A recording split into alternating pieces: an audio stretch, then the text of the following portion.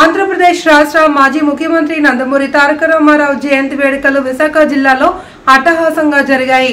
రాష్ట్ర ప్రభుత్వ మార్గదర్శకాల మేరకు ప్రభుత్వ కార్యాలయాల్లో, పబ్లిక్ ప్రదేశాల్లో వేడుకలను జిల్లా యంత్రాంగం అధికారికంగా నిర్వహించింది.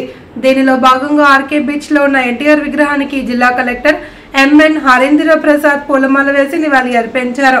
అనంతరం కలెక్టరేట్ మీటింగ్ హాలులో జరిగిన ప్రత్యేక కార్యక్రమంలో భాగస్వామ్యమై ఎన్టీఆర్ చిత్రపటానికి పుష్పాంజలి ఘటించారు. జిల్లా రెవెన్యూ అధికారి బిహెచ్ భవానీ శంకర్, ఇతర అధికారులు ఎన్టీఆర్ కు నివాళి అర్పించారు. వివిధ పాఠశాలల నుండి వచ్చిన చిన్నారులు సాంస్కృతిక కార్యక్రమాలు నిర్వహించారు, గీతాలాపన చేశారు. ఈ సందర్భంగా జిల్లా కలెక్టర్ మాట్లాడుతూ మాజీ ముఖ్యమంత్రి ఎన్టీ రామారావు సేవలను కొనియాడారు. ఈరోజు మాజీ ముఖ్యమంత్రి వర్యులు దివంగత నేత ఎన్టీఆర్ వారి ఒక జయంతి దినోత్సవం సందర్భంగా రాష్ట్ర ప్రభుత్వం ఇచ్చిన ఆదేశాల మేరకు ఒక స్టేట్ ఫెస్టివల్గా దీన్ని జరుపుకుంటున్నాము. దీంట్లో భాగంగా ఎన్టీఆర్ వారి ఒక విగ్రహానికి ఆర్కే బీచ్లో మనము మర్యాద ఇవ్వడం జరిగింది. దీంతో పాటు పలు కార్యక్రమాలు మనం ఈరోజు ఏర్పాటు చేయడం జరిగింది.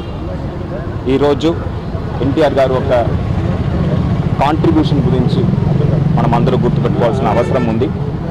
3 సార్లు మన ఆంధ్ర రాష్ట్రానికి, ఉమ్మడి రాష్ట్రానికి ముఖ్యమంత్రిగా ఉండి ఎన్నో సంక్షేమ మరియు అభివృద్ధి కార్యక్రమాలను తీసుకురావడం జరిగింది. ఆయన ఒక కృషి వల్ల రూపాయికే 2 రూపాయలకే కేజీ బియ్యం, అదేవిధంగా తెలుగు జాతి యొక్క